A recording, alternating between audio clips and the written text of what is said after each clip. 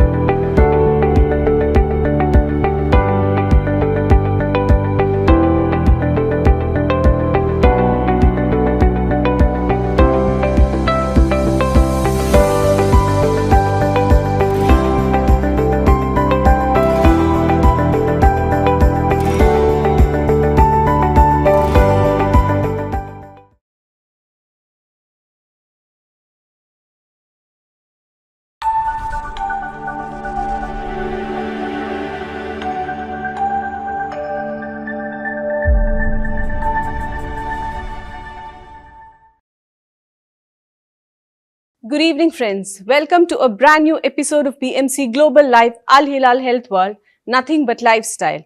I am Anupama Menon. The greatest gift that you can give to yourself and your family is a healthy you. In this talk show Health World, we have expert doctors from various fields providing valuable information on various medical topics because your health is our concern.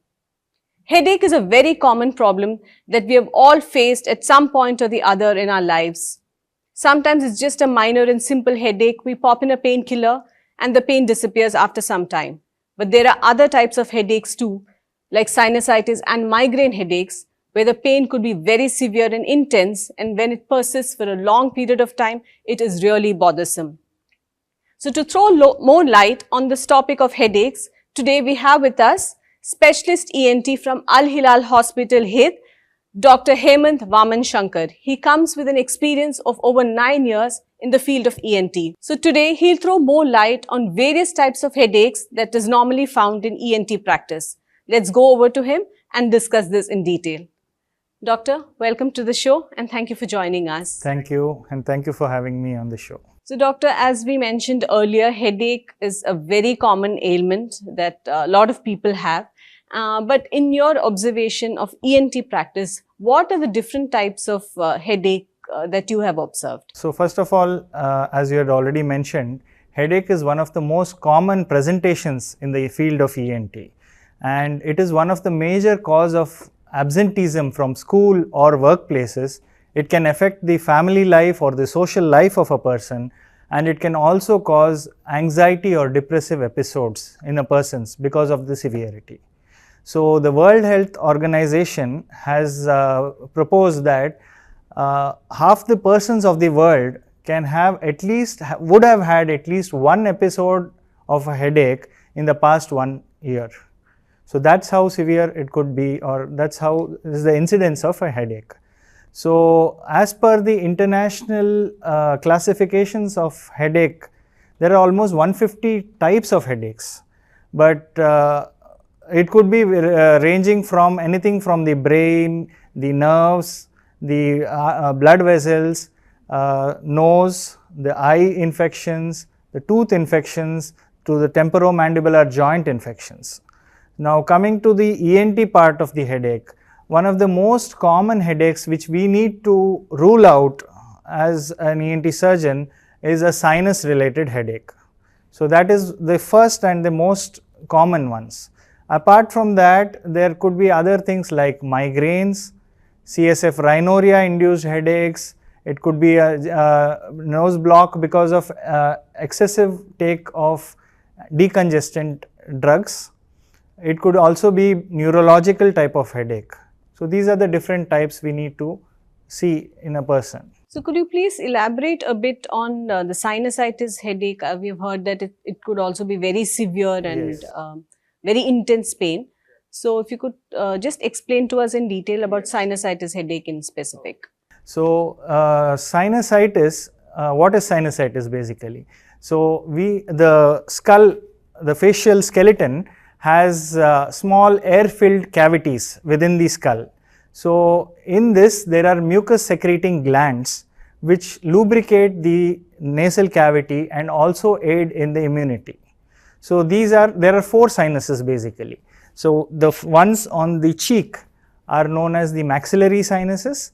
The ones between the eyes are known as the ethmoid sinuses. Then the ones just above the eyes in the forehead region are the frontal sinuses, and there is one more sinus right behind the nose, which is the sphenoid sinus. So, all these contain these mucus secreting glands. Now, the nasal cavity and the paranasal sinuses also have small microscopic hairs called cilia.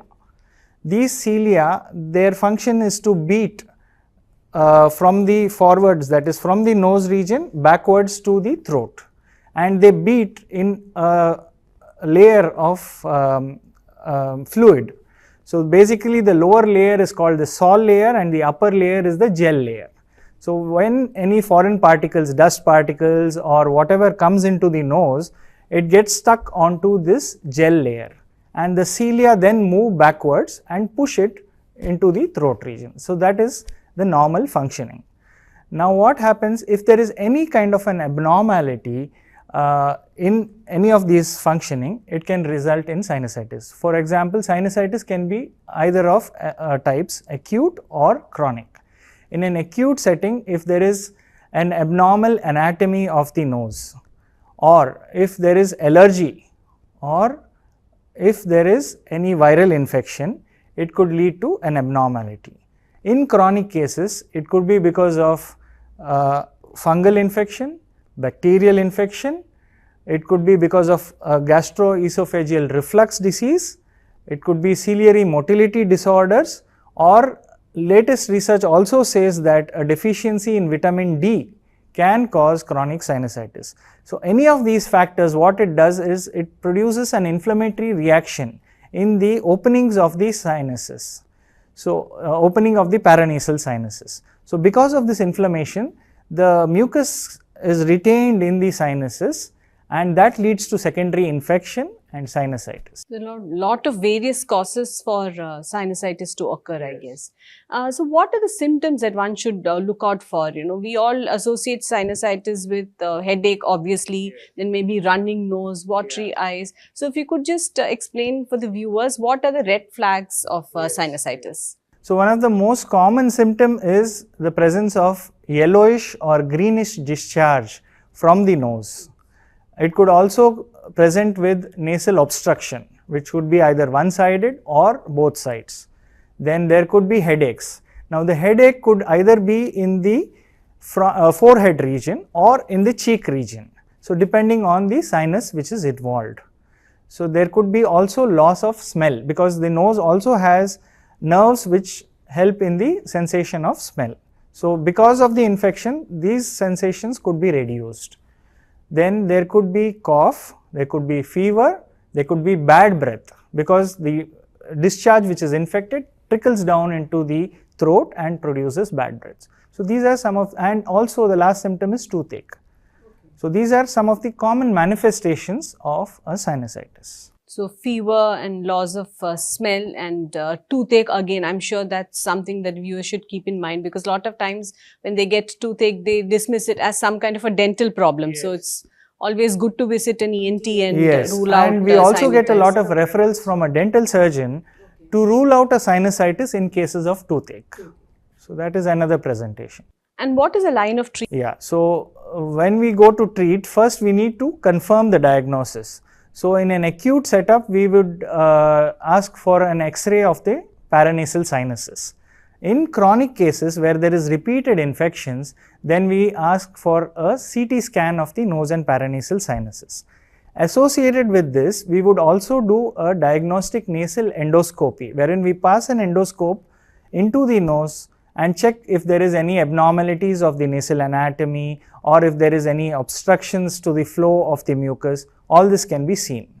So, once that is done, we would also do a pus culture. In cases of chronic sinusitis, we would take the pus for sending it for culture to check what is the bacteria which is growing. So, yes, so we would effectively know which tablet would be better for such a person. So, once it's been confirmed that a patient is suffering from sinusitis, how is it treated? So, once we confirm that it is chronic sinus or acute or chronic sinusitis, then we would start the patient on the treatment. So, in acute cases, it is generally a course of an antibiotic associated with decongestants to relieve the nasal block, antihistaminics and analgesics to treat the pain. So, this is as far as the medical management is concerned. Now, in cases of chronic sinusitis with repeated infections, the medical management may not work out, for in which cases we would have to suggest a surgical treatment endoscopically, in which case we would open up the sinuses openings, widen them, so that the flow of the mucus is regained. And is this surgery a permanent solution to your sinus? Most probably it could be a permanent solution, but if there is an associated problems like in ciliary motility disorders, for example, the problem is inherent in the cilia itself. In such cases, then it would be requiring a lot more stages of surgery, or other treatments would also be associated required. But surgery would be the last resort. As you mentioned, yes, there are a lot of medicines through which sinusitis can be kept under control. And what about migraine headaches? These days it's become very common, and as we all know, stress is a part and parcel of our life, and stress is one of the main triggers for migraine headaches. So if you could just tell our viewers about migraine headaches and its symptoms. So after sinusitis, this is one of the, again, the second most common presentation to us, migraine. So it usually presents as a unilateral, one-sided type of a headache, and the trigger factors are if there is a lack of sleep, if the person has not eaten the food correctly on that particular day, if there is an exposure to sudden bright light or loud sounds, it gets relieved when the person sleeps. So these are something, and it is associated with vomiting or nausea, and also there could be an aura. That is, the person might have just some kind of a visual disturbance, suggesting that in a few hours or in a few days, the person may have the migraine. So it's like a warning sign. It's like a warning sign. So this is a classical type of a migraine. So migraine headaches and sinusitis headaches are entirely different when it comes to the symptoms. So that's how the presentation really matters, the history matters. So we ask this history, it really differentiates migraine from a sinusitis. But there are two more things that needs to be ruled out when it comes to migraine. There is something called a tension headache and a cluster headache. So a cluster headache is a severe form of a headache which wakes up a person from the sleep. So it is a headache which usually lasts for a few minutes to a few hours, but it typically occurs at the same time of the day. And usually it's there for a few days and then there will be remissions for months to years. But however, it is a rare type of a headache which is there. And the tension headache is a severe form of a headache in which there is a band-like pain around the head of the person who is having this. And if we were to touch that region, he has severe tenderness in that region. But both these types of headaches will not have the symptoms of an aura, or they won't be nausea and vomiting. So that's how we differentiate a migraine headache from these two types of headache. And migraine, as you mentioned, is unilateral. So it's mostly one-sided, Yes. whereas Tension is more like a band. From, all over the forehead. And cluster headache also. Cluster headache also is like Comes at the same time every day. So these are the things that differentiate migraine from the normal tension. Because a lot of times, we mistake a migraine attack for a tension headache. So that happens quite often.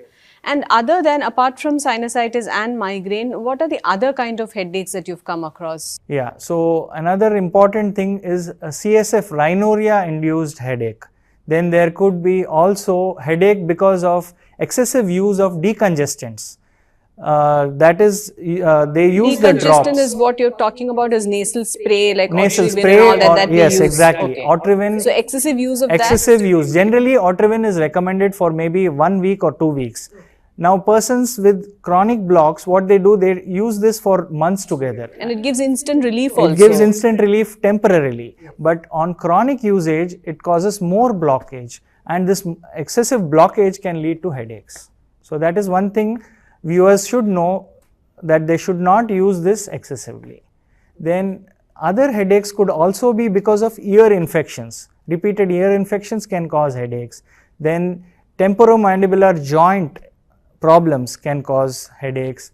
And lastly, neuralgic type of headaches are also seen in the ENT OPD. So nasal spray, in your opinion, should be used maximum only for 2 weeks, not more than that. As recommended by the doctor, not more than that. And you also mentioned about CSF rhinorrhea. If you could just throw more light on what that is and what kind of headache it causes. CSF rhinorrhea is a potentially dangerous type of a condition in which there is an abnormal defect in the base of the skull, because of which the brain fluid or the cerebrospinal fluid leaks from the layers of the brain into the nasal cavity.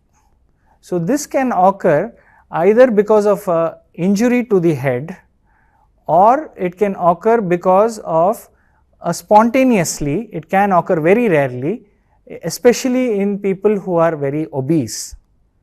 Then it can also occur if there is a raised intracranial pressure.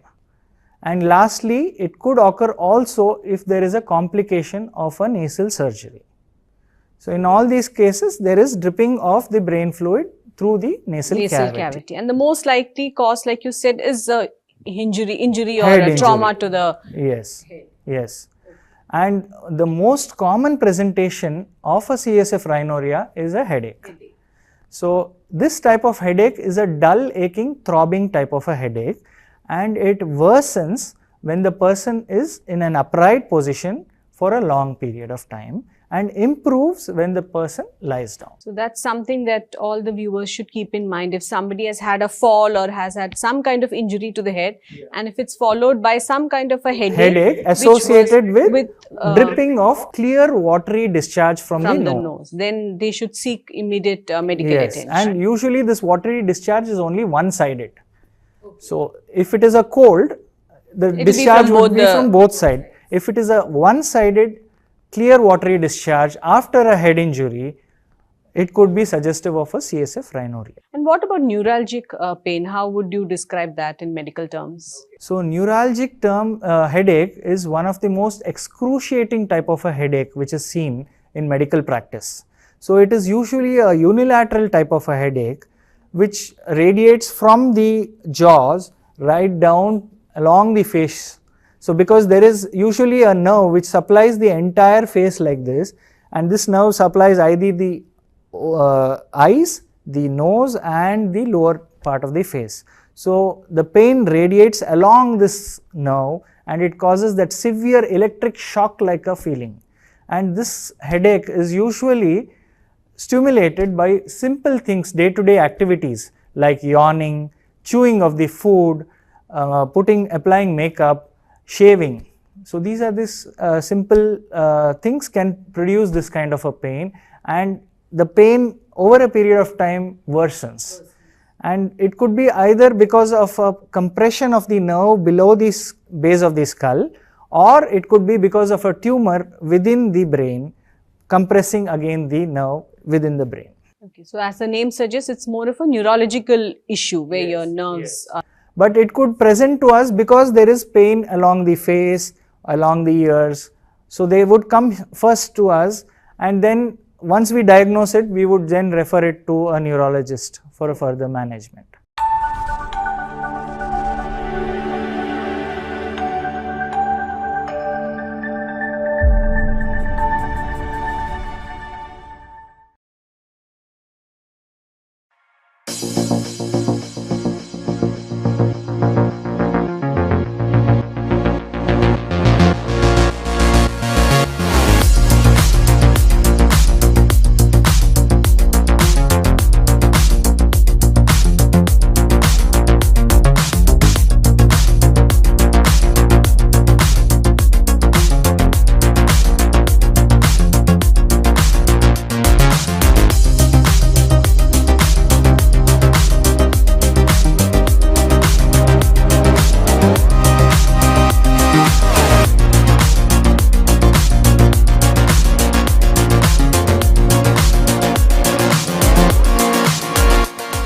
The 16th branch of Megamart and Macromart supermarkets in Bahrain has opened in Sahla.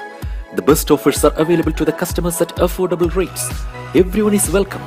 During and around the opening day, a variety of fish including salmon, meat and dairy products, roastery, frozen items, food and non-food items, groceries, fruits and vegetables, electronics, garments and ready-to-eat food items are available to the customers at affordable rates. Hearty welcome to all. Megamart and Macromart, your favorite shopping destination.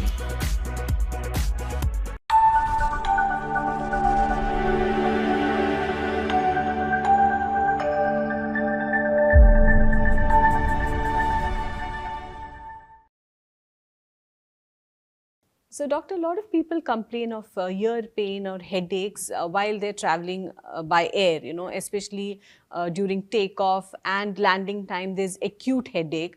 And some people experience this while diving also. So, what could be the reason? Is there some kind of a pressure build-up? Why does this lead to a headache? So, this is a very good question because this is frequently asked by travelers who keep going frequently in airplanes. So, a lot of them come to ENT and ask us, Doctor, what do we do for such cases? How do we prevent them? So, this can be prevented mainly. One thing is you should not be having a cold or an infection of the nose prior to your travel. At least if that is there, you need to get that treated before you go for an air travel. Now, what happens generally when you travel is there is a sudden acceleration or a deceleration of the atmospheric pressure. Because of the sudden changes of the pressure, what happens is it produces a sort of a barotrauma in the sinuses and the ear. How does it cause ear pain? Because there is a tube which connects the ear and the nose called as the eustachian tube. So, generally what this eustachian tube does is it drains out the ear secretions into the nose. Now, when this barotrauma occurs, this tube gets suddenly locked.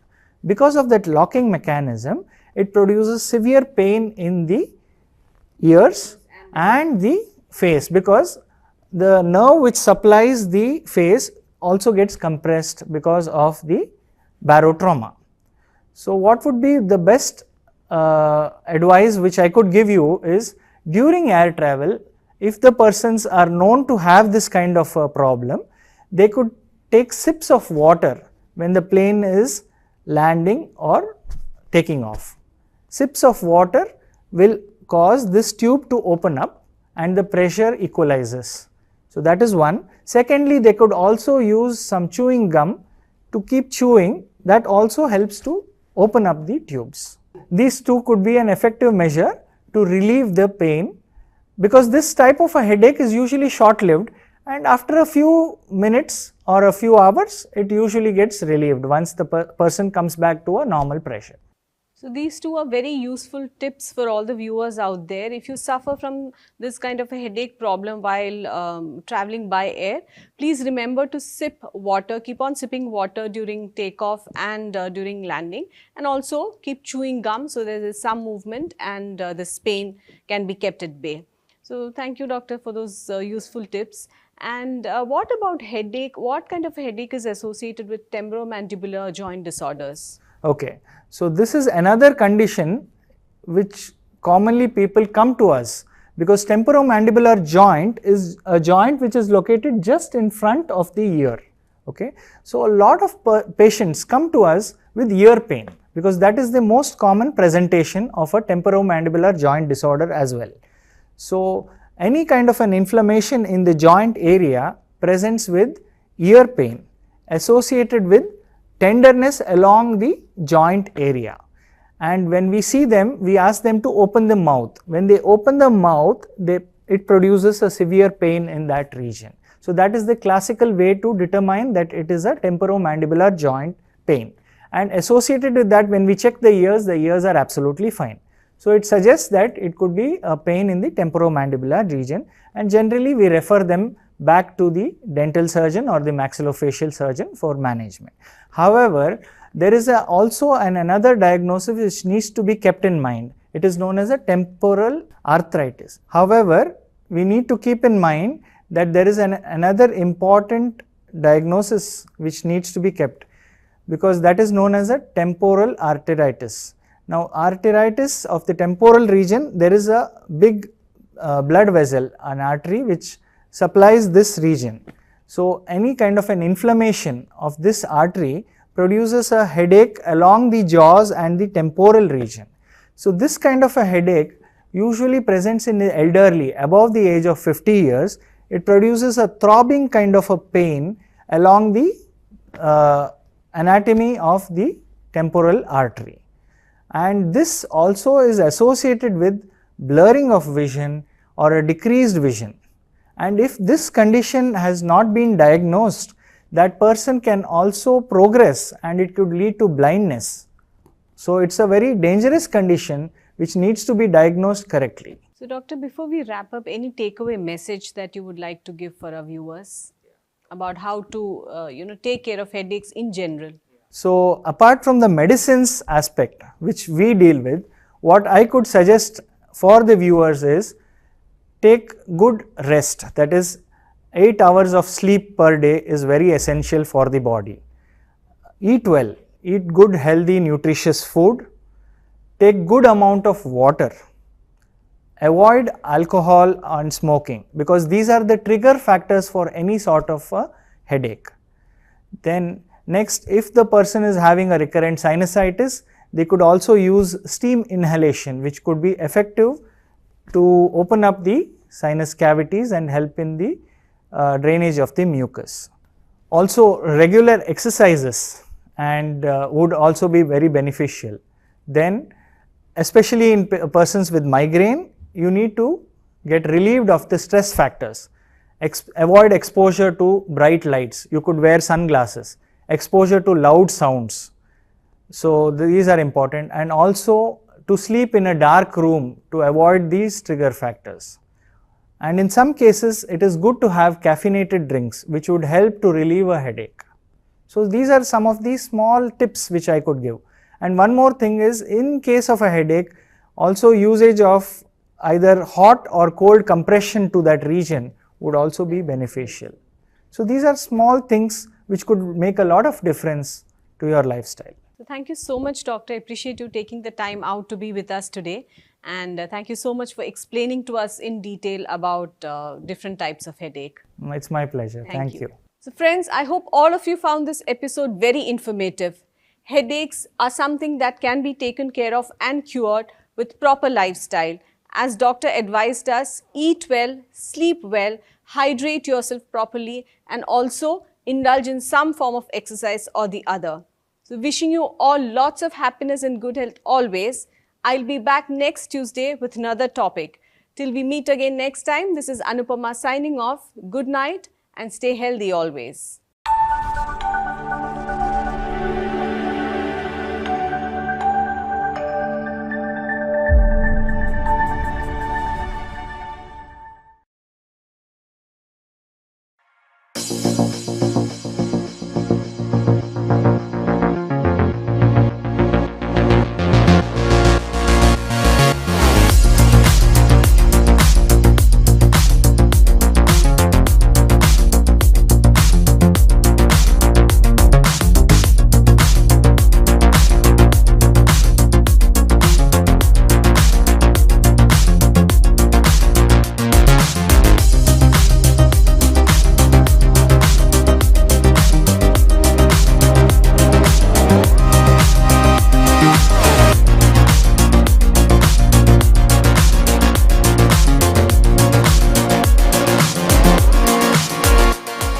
The 16th branch of Megamart and Macromart supermarkets in Bahrain has opened in Sahala.